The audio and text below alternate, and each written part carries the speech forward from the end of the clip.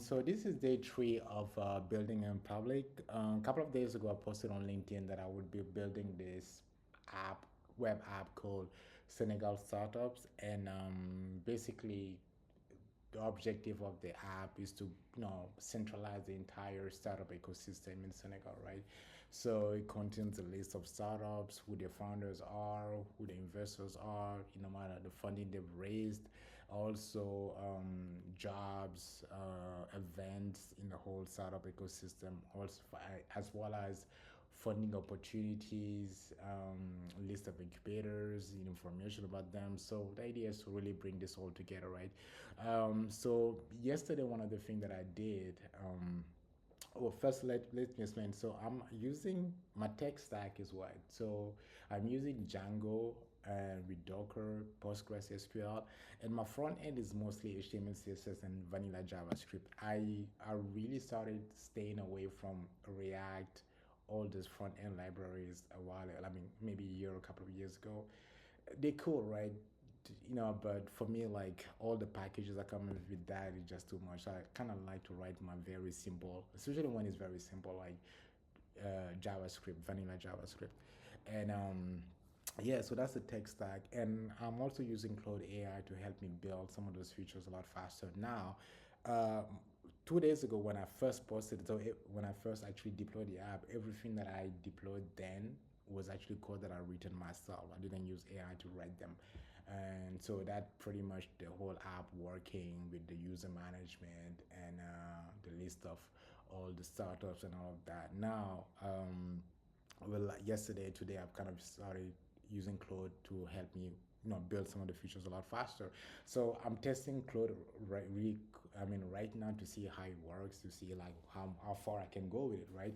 And one thing that you need to, like, if you have a particular style of writing, just make sure that you just make sure that you have a Claude MD file. So the Claude MD file will actually contain all kind of context into your project and how you write code, right? So whenever not Claude is going to do something for you, it will kind of follow some of the context and your writing style that's in that Claude MD file. So make sure you have that. Otherwise, you would write code kind of like with different styles. So when people look at your code, they look, oh yeah, this is written by 10 different people.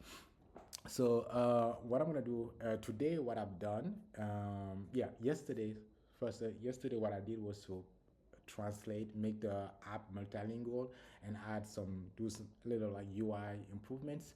And I kind of talked about it yesterday. Now today, what I've done is really kind of help users to be able to create their own startup. So initially, you could, as a user, you could actually create an account, but you could not do anything else after logging in, right? Now what you can do, you can actually log in, you can create your own startup, right, and manage your startup, or you can also claim existing startup. I mean, so startups already exist into the system, and then you can say that this is your startup, send a claim, and then it can be reviewed and approved, right? And yeah, so there's a dashboard where you can actually track all of those. So I'm gonna just start the server here, Docker Compose.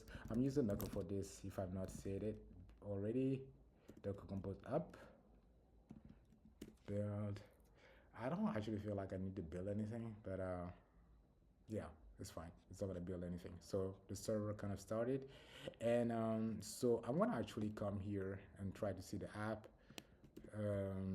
So let me do this first. Yeah.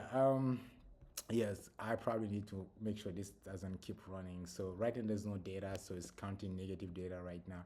Uh, so let me see. I'm gonna load some sample data with some Docker Compose command.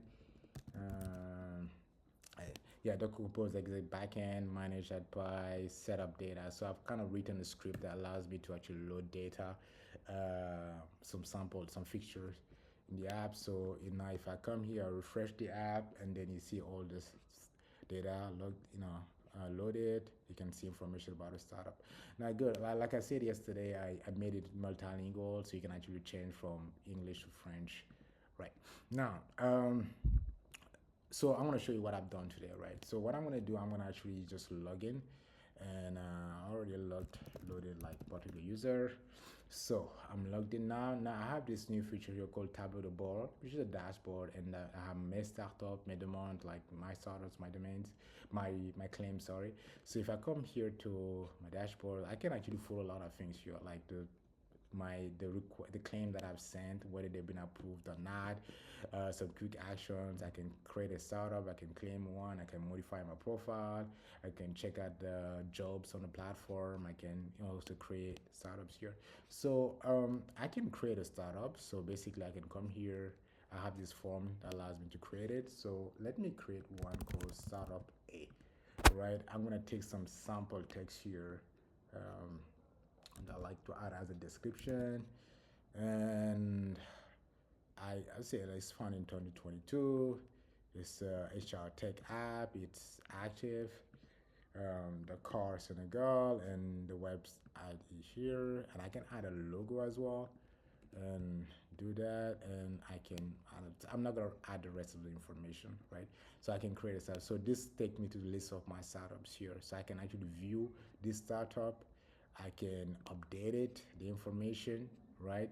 But I can also delete it. So I can kind of give me a warning here. So I can delete that. Okay, so that's empty. Now the other thing that I can do, like I said, was I can actually claim a startup. So if I come back to this here, I can click on claim a startup. This will take me to the list of startups here. So let's say I want to actually claim this one, that this is my startup. So I can click on this. And yes, I'm like, yeah, I'm the co-founder of this.